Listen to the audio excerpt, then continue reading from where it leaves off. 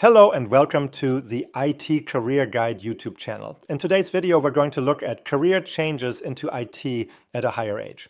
We all know that age discrimination is a thing in general, but what about making a career change later in life, especially a career change into information technology? Personally, I switched careers in my early 30s and worked my way up in IT from the bottom. About 14 years into my IT career, I made a semi-career switch from being an individual contributor, where I was a senior systems engineer, and worked my way into IT middle management.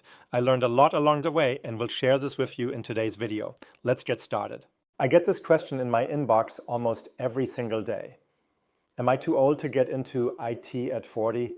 Maybe you're 39, maybe you're 45, or maybe you're worried that your age makes you obsolete compared to a 20-year-old fresh out of college. If you're feeling like the clock is ticking and you're wondering if it's too late to restart your life in information technology, stop. Just stop.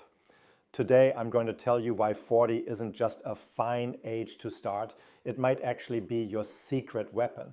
One of the biggest fears people have is competing with kids who grew up with iPads in their hands.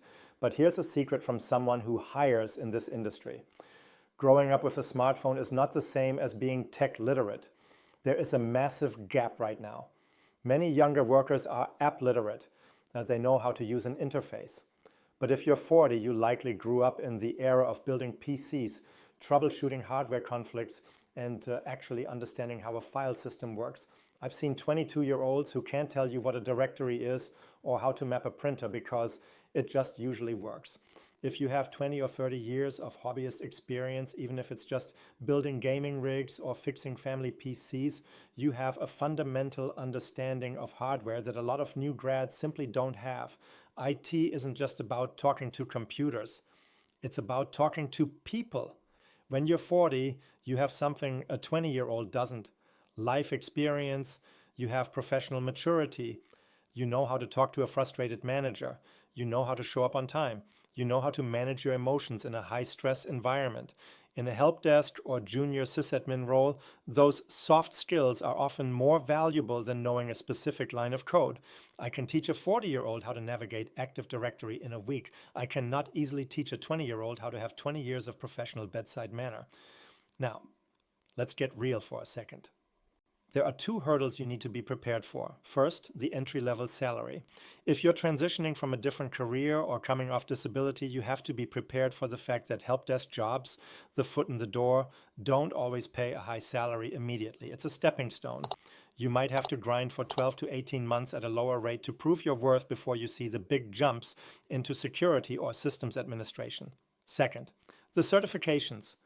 Hobbyist experience is great, but the HR systems want to see credentials. If you have the opportunity to go through a program like vocational rehab or a local college, take it.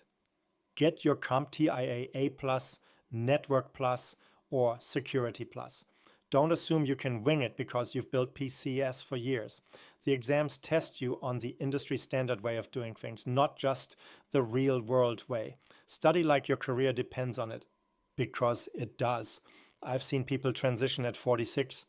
I've seen people go back to school at 55 and become network administrators. There are people who didn't even start their IT degree until their mid-50s, and they are still working and thriving well into their 60s. The market right now is definitely tougher for entry level than it was a few years ago. I'm not going to sugarcoat that, but the best candidate still gets the job, and the best candidate is the one who shows drive, enthusiasm, and a willingness to learn. If you're worried about being 40, remember this quote, "Do you know how old I'll be if I do this?" The answer is the same age you'll be if you don't. And if you're in your 40s and looking to start, my advice is this. Use your age as an asset. Highlight your reliability, your problem-solving history, and your communication skills. Get those certs, build a home lab to show you're current, and don't be afraid to start at the bottom. In IT, the bottom is just a launch pad. So, are you 40 and trying to break in? Tell me your biggest fear in the comments below. Let's talk about it. And if you found this encouraging, hit that subscribe button. We're building careers here, no matter when you start. I'll see you in the next video. So that's my take in regards to making a career change into information technology later on in life.